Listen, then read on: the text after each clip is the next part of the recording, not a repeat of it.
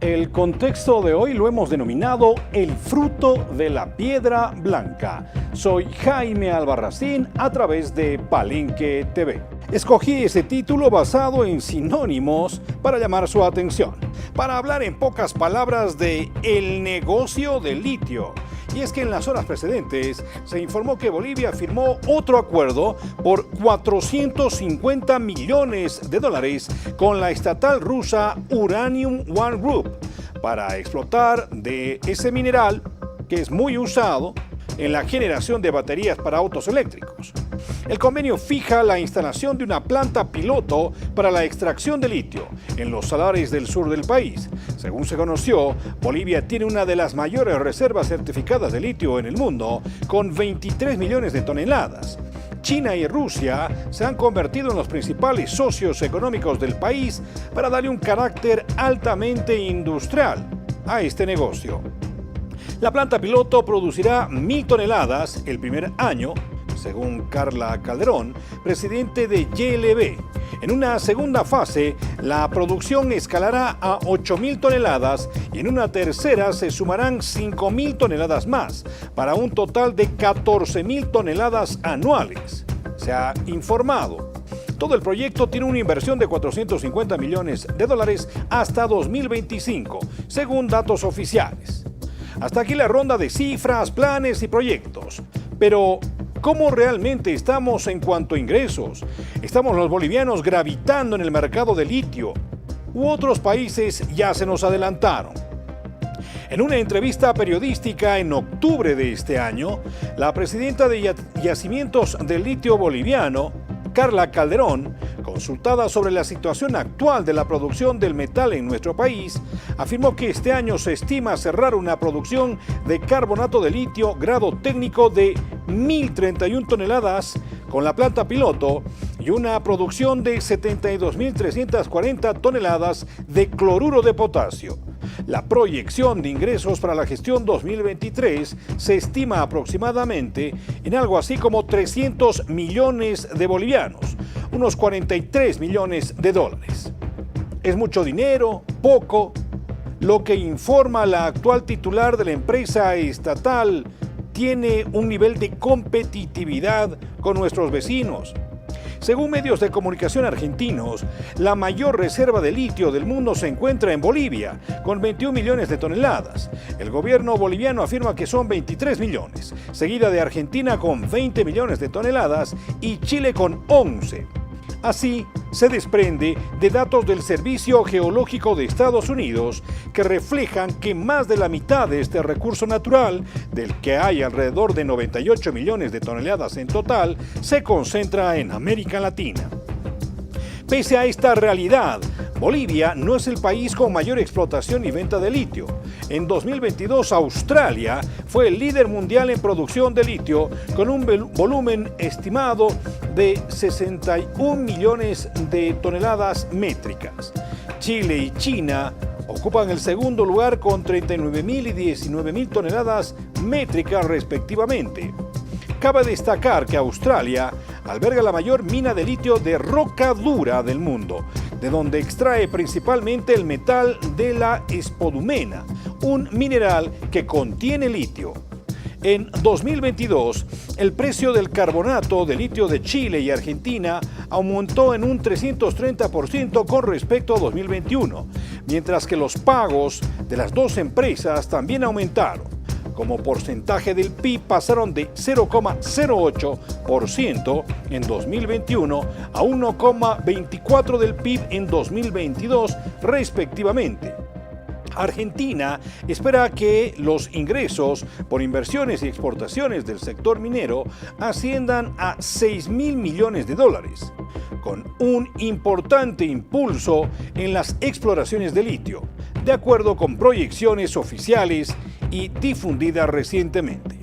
En el argot popular se suele decir que el tiempo es oro. Se aplica al litio, se aplica a la realidad económica boliviana, tomando en cuenta la necesidad que tenemos actualmente de mayores divisas, de mayores recursos para mantener, ¿por qué no?, el precio del dólar y seguir subvencionando los carburantes. Ese es el contexto que faltaba. Iniciamos hablando de temas políticos y por supuesto esta disputa interna en el movimiento al socialismo. En esta oportunidad se ha pronunciado el presidente Luis Arce, quien manifestó que Evo Morales se ha convertido en el principal opositor del gobierno, y nada más porque les estaría haciendo lucha en diferentes temas, sino porque ahora también margina y no respeta a las organizaciones sociales. Estas fueron las palabras del presidente. El compañero Evo se ha convertido en nuestro principal opositor, señaló Luis Arce Catacora en una conferencia que sostuvo con la prensa nacional. Asimismo, el mandatario afirmó que Evo Morales no respeta y denigra a las organizaciones sociales que son dueñas y fundadoras del movimiento al socialismo, por lo que le recuerda de no hablar acerca de las elecciones presidenciales 2025. Nosotros tenemos evidentemente diferencias con el compañero Evo, pero básicamente la principal diferencia es el que se respete a las organizaciones sociales. Esa es nuestra principal diferencia. Nosotros no pensamos que haya dueños del instrumento político. Nosotros pensamos que hay un dueño del instrumento político, que son las organizaciones sociales fundadoras. Y son ellos los que tienen que decidir. Y, lamentablemente, se los ha dejado al margen. Se los ha excluido de la gestión de su propio instrumento político. Lo dije aquí alguna vez, es como que uno está construyendo su propia casa con mucho esfuerzo, pared por pared, poniendo las puertas, las ventanas de su casa, y viene alguien y lo saca de su casa y entra a vivir. Eso es lo que está pasando. No es correcto que no se respeten nuestras organizaciones sociales. Los fundadores del MAS y PSP, el ACESUD-CB, son la Confederación de Interculturales, son las hermanas Bartolinas, fundamentalmente. Y luego ha habido evidentemente una ampliación hacia otro tipo de organizaciones sociales, pero los fundadores son ellos, los dueños del instrumento son ellos. Continuamos sobre este tema porque hay muchas repercusiones en relación a aquello. Desde el ala evista hay un sector de campesinos que, por supuesto, le son fieles al expresidente del Estado. Este dirigente ha lanzado una advertencia contra el actual presidente Luis Arce. Le ha dicho, cuidado, no se apropie de la sigla del MAS, porque va a haber una convulsión social. Vamos a ver y escuchar. Ponciano Santos, secretario ejecutivo de la Confederación de Trabajadores Campesinos de Bolivia que apoyan a Evo Morales, denuncia que existe un plan del gobierno a la cabeza del presidente Luis Arce con Luciano Quispe y el Tribunal Supremo Electoral de querer adueñarse del instrumento político MAS. Aseguró que desde el mes de enero del 2024 las organizaciones sociales saldrán a las calles y harán respetar el congreso que se realizó en Laucaeñe. A ver, Laucaeñe es legítimo, legal. No hay dónde perderse, ¿no? Solamente nos dicen que no están que no han convocado los organizaciones matrices. ¿Y nosotros qué somos? Bueno, nosotros somos organizaciones matrices. Lucio Quispe y Guillermina no son nada del instrumento, no son militantes, no son representantes de las organizaciones sociales. Aquí el problema es que quieren adueñarse al instrumento político, pero no militantes, ni siquiera son simpatizantes. Entonces, ¿qué tienen que ver ellos? Lucho Arce a través de Lucio Quispe y Guillermina Cuno, ese es el problema. Para ser candidato nuevamente en 2025, y eso no se va a poder hacer. Por eso yo dije, más bien que se busquen su partido si quieren ser candidatos. El movimiento al socialismo es de los instrumentistas, del movimiento al socialismo, de los militantes, de los siempre. Sí, ese es el plan, por eso quieren tanto forcejear, por eso tanto intromisión al corte electoral, por eso tanto intromisión al Tribunal Constitucional, a las salas constitucionales. Pero, ¿saben? Yo les digo, el pueblo boliviano no va a aceptar. Está queriendo una convulsión con ese direccionamiento, el Lucho Arce y David Choquehuanca. Bueno, y si hablamos del MAS, sobre todo del MAS que está ligado a Evo Morales, ¿no es cierto? Continuamos hablando del Congreso en Laucaeñe. El equipo jurídico, por supuesto, del Movimiento al Socialismo, continúa trabajando en este tema. Presentó ya una resolución del juzgado de Ibirgarzama al Tribunal Supremo Electoral. El abogado Diego Jiménez, parte del equipo jurídico del MAS, informó que el TSE ya fue notificado con el fallo emitido por el juzgado de Ibirgarzama, que declaró improcedente el recurso de revisión extraordinario sobre el Congreso del instrumento. En plazo de 72 horas, el órgano electoral debe emitir una nueva resolución. Finalmente, el día de hoy, con colaboración por orden instruida del Tribunal Departamental de Justicia, en este momento se está notificando ante el Tribunal Supremo Electoral. Esta resolución de la juez de Ibirgarzama, que ha concedido la tutela a la señora Leonida Zurita y al MAS y PCP, ha decidido de que el tribunal ha vulnerado los derechos del MAS y PCP, ha vulnerado los derechos políticos. Esta resolución ha demostrado en todas las consideraciones y las reflexiones que ha hecho la juez y en la parte dispositiva de que el Tribunal Electoral, al no reconocer los certificados yo participo, al no tomar en cuenta los diferentes certificados de acreditación de la dirigencia, ha vulnerado derechos políticos porque son temas de forma. Y segundo, también el Tribunal Supremo Electoral ha utilizado un informe del secretario de Cámara que no tenía ningún fundamento legal ni constitucional. Con esas dos consideraciones y otras que ha realizado la juez de Ibirgarzama, ha concedido la tutela y en este momento se está notificando a este Tribunal Electoral. Por supuesto, este tribunal tendrá 72 horas para poder volver a emitir la resolución 053 que ha sido anulada, una nueva en la cual tendría que reconocer la dirigencia del MAS y PCP en la Ocaña. Con todo, existen organizaciones dentro del MAS que continúan llamando a la unidad que es muy necesaria para los masistas si quieren declararse victoriosos, ¿no es cierto?, en lo que se viene todavía, que es las próximas elecciones. Están lejanas, pero fíjense cómo con tanto tiempo de anticipación estamos hablando de aquello. Bueno, están diciendo, sí, que haya congreso y que también exista la posibilidad de convocar a todas las organizaciones que han fundado lo que se denomina IPSP. El tema es si hay una predisposición de Morales, que hasta el momento se ha mostrado reacio a aquello, para hacerlo. Y hay una resolución del Tribunal Electoral. Nosotros no queremos hinchar siempre buscamos la unidad de la militancia en todo el país. Entonces aquí tiene responsabilidad la dirigencia, tanto la Dirección Nacional, lo que dice la resolución que hemos leído. Entonces se debe llevar adelante ese Congreso Nacional, pero con participación con organizaciones nacionales legalmente reconocidas por los íntimos central boliviano. Muchas gracias. Se está discutiendo ya cómo resolver ese temas. Después haremos conocer a la opinión pública cómo se manejar, pero sin embargo, hemos dicho algunas veces, tenemos planes la segunda revolución agraria. Ya seguramente va a haber convocatoria, se coordinará, pero sí tiene eso para solucionar el problema de Dios. Muchas gracias.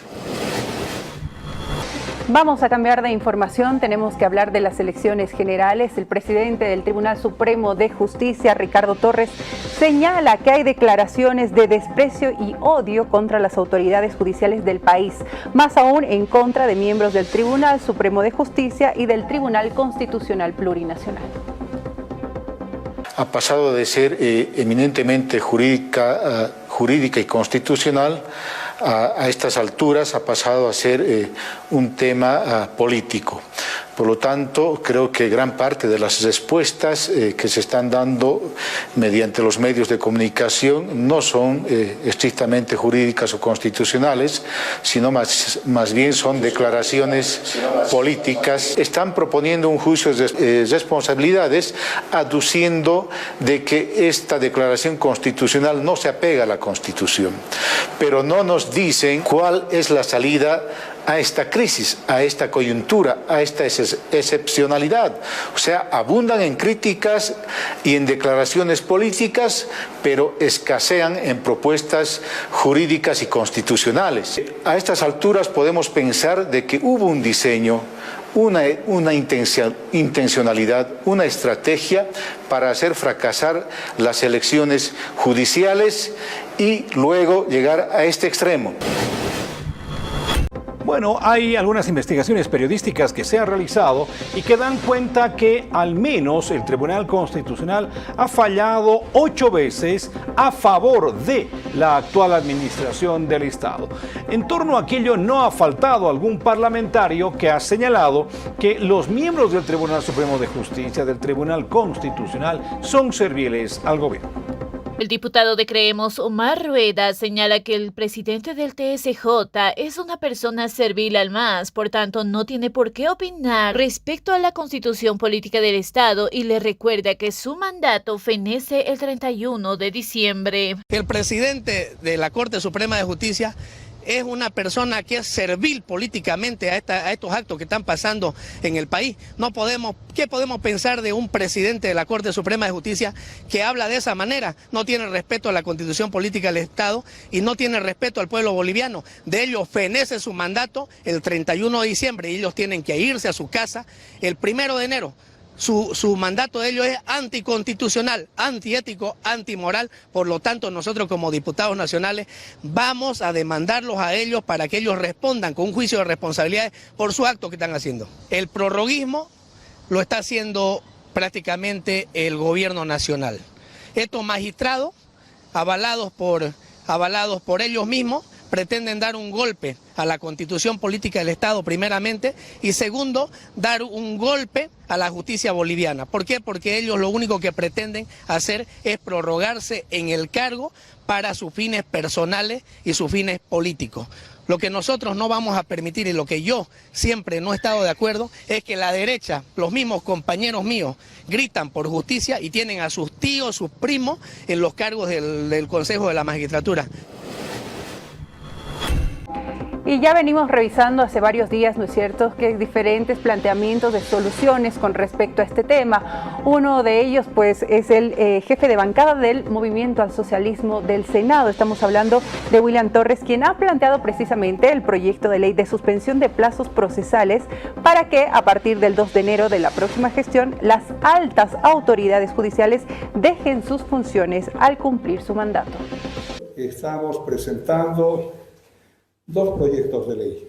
El primero, de suspensión de los plazos procesales a partir del 2 de enero del 2024 para las autoridades jerárquicas del órgano judicial, vale decir el Tribunal Supremo de Justicia, el Consejo de la Magistratura, el Tribunal Agroambiental, pero también el Tribunal Constitucional, porque ellos a partir del 2 de enero cesan en sus funciones por haber cumplido los 6 años de función que establece el artículo 183 de la Constitución Política del Estado, el artículo 188, el 193 y el 200 del mismo cuerpo normativo.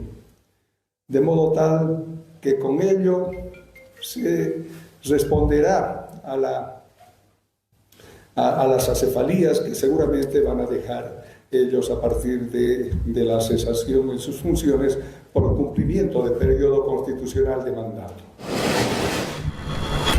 El presidente del Estado ha mantenido una suerte de entrevistas con medios de comunicación en esta jornada, donde ha manifestado que la responsabilidad porque no existan elecciones judiciales es netamente del Parlamento. No deja de tener razón, pero también habrá que preguntar cuál es la responsabilidad del Ejecutivo en torno a este asunto que está generando ya una opinión pública adversa en contra de todo lo que representa este proceso electoral. Entonces, para nosotros, este tema lo teníamos claro hace rato y está nuevamente donde debería estar, ¿no? Han tratado de decir que nosotros somos los responsables, imagínense ustedes. ¿Qué responsabilidad tenemos como gobierno nacional de que no haya elecciones judiciales? ¿Quiénes han estado manejando en las diferentes comisiones, las comisiones mixtas que se han hecho para aprobar el texto de la convocatoria? ¿Quiénes son los que al final han aprobado eso? ¿No? ¿Dónde estaba ese tema de la piedra en el zapato que generó todo este tema, que era la imposibilidad de que se puedan repostular los magistrados actuales en sus diferentes tribunales? Ese fue el problema. Entonces, nosotros entendemos por ese lado que no pueden responsabilizar al gobierno nacional de eso. Políticamente todo quieren echarnos a nosotros, es una costumbre ya de todo es culpa del gobierno, y lo que revela claramente el afán de desgaste que quieren tener al gobierno nacional. con inventos de crisis, con inventos de que nosotros somos los responsables de aquí y allá. Momento de hacer una pausa, pero cuando retornemos estaremos hablando de temas económicos y atención, porque mayormente a fin de año, ¿no es cierto?, algunos productos suelen subir de precio. Por ejemplo, las carnes. Sí, sobre todo, bueno, la de pavo, aunque la de aquí cerdo. La de cerdo también, Sí. y la carne de pollo, ¿no? Así es, estaremos informando, por supuesto, sobre este y otros temas cuando retornemos.